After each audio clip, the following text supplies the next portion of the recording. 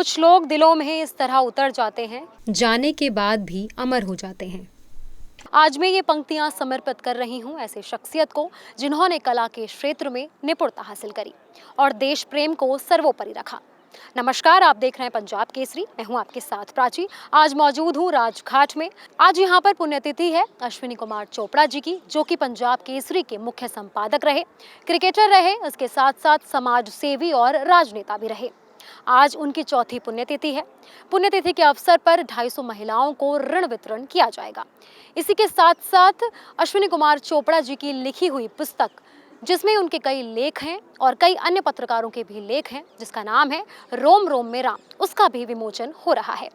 इस कार्यक्रम में कई मुख्य अतिथि आए हैं, जैसे कि रक्षा मंत्री राजनाथ सिंह। इनके साथ साथ कई बड़े अतिथिगण इस कार्यक्रम में पधारे हैं।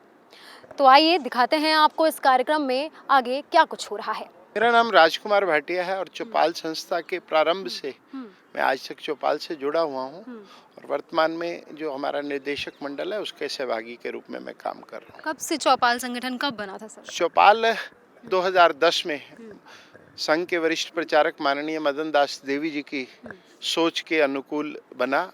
दिल्ली में इसको मूर्त रूप दिया आदरणीय केदारनाथ साहनी जी ने और भोलानाथ विज जी ने। चौपाल का पहला कार्यक्रम दिल्ली के वजीरपुर के नीमड़ी गांव में हुआ। 50 महिलाओं को 10,000 रुपये की राशि देकर उनके जीवन में ज़रूरतमंद महिलाओं को कामकाज हेतु उनके जीवन में आर्थिक सहयोग द्वारा उचित अवसर प्रदान करने का नाम चौपाल है। और चौपाल के माध्यम से जिन महिलाओं को ब्याज स्वरूप एक भारी रकम देनी पड़ती थी कामकाज के लिए, उससे मुक्ति दिलाने का एक संकल्प था जो पूर्णतः सफल रहा। आज चौपाल का 133वां कार्यक्रम यहाँ पर आयोजित हो रहा है और 133वें कार्यक्रम के माध्यम से हम लगभग 40,000 महिलाओं को अभी तक ऋण दे चुके हैं। और गर्व और गौरव की बात यह है कि इन महिलाओं ने 100% वापसी की है, अपने लोन को ईमानदारी से वापस किया है। केवल 1% महिलाएं जो कोरोना काल में या तो जिनकी डेथ हो गई या दिल्ली छोड़ के चले गए, वो एक डिफॉल्ट रहा।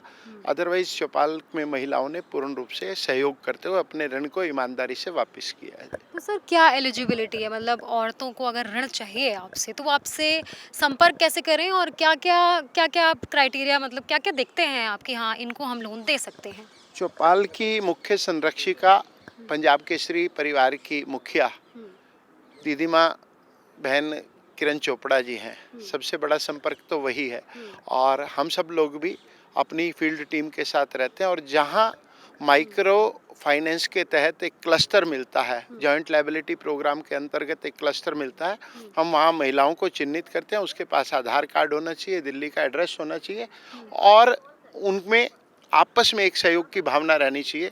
क्योंकि 10 महिलाओं को एक साथ लोन देते हैं तो अगर एक महिला डिफ़ॉल्ट भी कर जाती है तो बाकी 9 उसको पे कर देती हैं और एक उचित अवसर है।